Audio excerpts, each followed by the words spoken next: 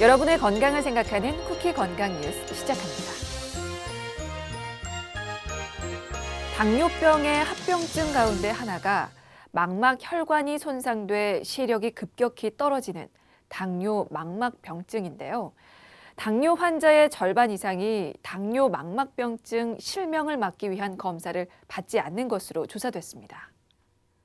건강보험심사평가원은 최근 당뇨병 적정성 평가를 진행한 결과 망막 이상이 의심될 때 시행하는 기본 정밀 검사인 안저 검사를 받은 당뇨 환자의 비율이 46%에 그쳤다고 전했습니다.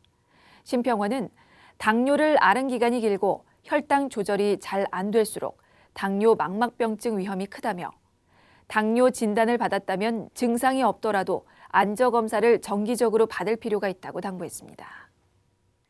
미세먼지에 장기간 노출될 경우 흡연 여부와 관계없이 폐암 위험이 커질 수 있다는 분석이 제시됐습니다.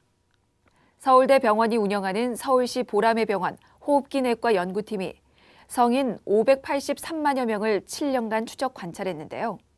미세먼지 농도가 세제곱미터당 10마이크로그램 증가할 때 비흡연자와 비교해 현재 흡연자는 1.4배, 과거 흡연자는 1.2배 더 높은 폐암 발병률을 보였습니다.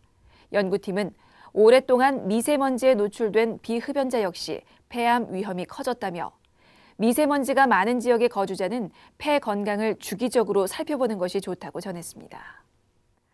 한국인들은 암이 생겼을 때 치료비 부담을 가장 크게 걱정하는 것으로 나타났습니다. 국립암센터가 최근 성인 2,000명을 대상으로 암에 대한 인식 조사를 전개했는데요. 응답자의 33%가 암 발병으로 가장 걱정되는 점으로 치료비 부담을 꼽았고, 이어 죽음에 대한 두려움이 크다는 비율이 17.6%였습니다. 암 예방이 가능한지 묻는 질문에선 74.2%가 그렇다고 답했고, 암 발병 시 61.7%는 완치를 기대하는 것으로 나타나 국내 의료기술 신뢰도가 높은 것으로 조사됐습니다. 국립암센터는 암 환자의 5년 생존율은 70.7%로 지속적 증가세를 그리고 있다며 암은 우리와 함께하는 극복 가능한 질병이라고 강조했습니다. 방사선을 이용해 간암을 치료하는 방사선 색전술이 종양의 크기가 큰 환자에겐 절제술만큼 효과적이라는 연구 결과가 나왔습니다. 서울대병원 소화기내과 연구팀이 종양 크기가 5cm 이상인 간암 환자를 대상으로 비교 분석했는데요. 치료 후 부작용이 관찰된 비율이 방사선 색전술 시행 그룹에서 43.89%, 간 절제술 그룹에선 100%였습니다. 또 첫 치료 후 38개월이 경과했을 때 사망률은 방사선 색전술 그룹과 절제술 그룹이 각각 21.1%와 20.4%였고 2년간 누적 재발률은 50%와 58.3%를 보였습니다. 연구팀은 방사선 색전술이 간암 진료 지침에서 권장되는 간 절제술과 비슷한 성적을 보인다는 사실을 입증했다고 설명했습니다. 골밀도 검사 없이 흉부 엑스레이 촬영만으로 골다공증 고위험군을 가려내는 방법이 국내 연구진에 의해 개발됐습니다. 서울 아산병원 융합의학과와 내분비내과 연구팀은 흉부 X선 검사 영상을 활용해 골다공증 고위험군을 90% 정확도로 선별하는 딥러닝 인공지능 알고리즘을 개발했다고 밝혔습니다. 연구팀은 40세 이상 환자들의 검사 자료 11,000여 건을 학습시킨 알고리즘은 골다공증 위험이 큰 환자를 4초 안에 가려냈다며 흉부 X선 검사는 건강검진에 포함되어 있는 만큼 골다공증 조기 선별에 도움이 될 것이라고 덧붙였습니다.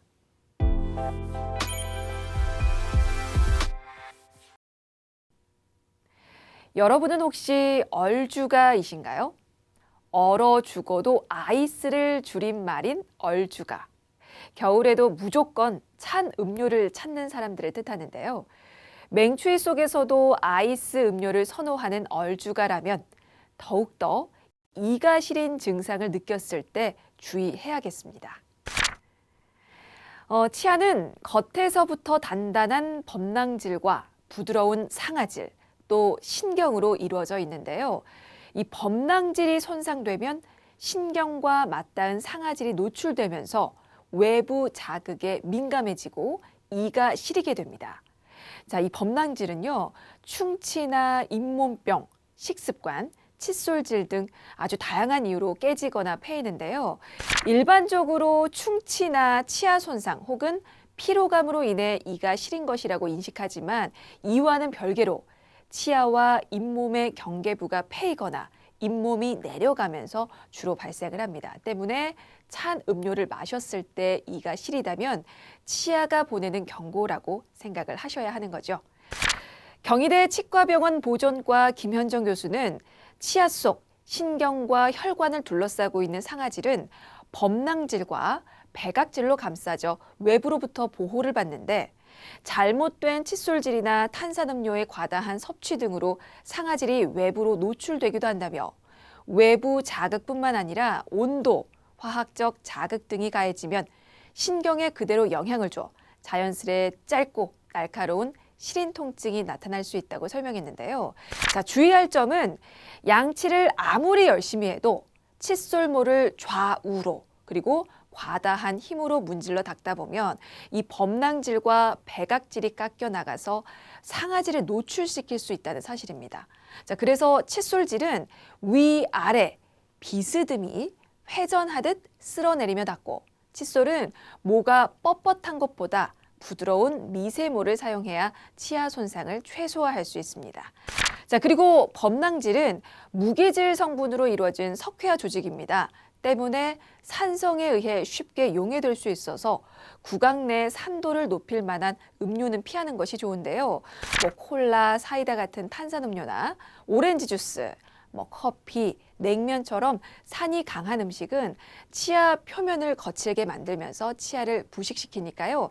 만약 산이 강한 음식을 먹었다면 바로 양치하기보다 물로 입안을 헹구고 올바르게 칫솔질 해야 한다는 사실도 기억하시기 바라겠습니다. 김현정 교수는 날씨가 추워질수록 그리고 차가운 음료를 자주 먹을수록 평소보다 시린 증상이 더욱 심화될 수 있는데 그 원인이 칫솔질 등 잘못된 생활 습관 때문인지 아니면 치주 질환에 인한 염증이 원인인지 혹은 충치나 치아 균열 등에 따른 치아 조직 손상은 아닌지 정확하게 확인해 볼 필요가 있다고 조언했는데요. 자, 만약에 이런 증상이 지속된다면 방치하기보다 전문 의료진의 정확한 진단과 치료가 선행돼야겠습니다. 이상 건강톡톡이었습니다.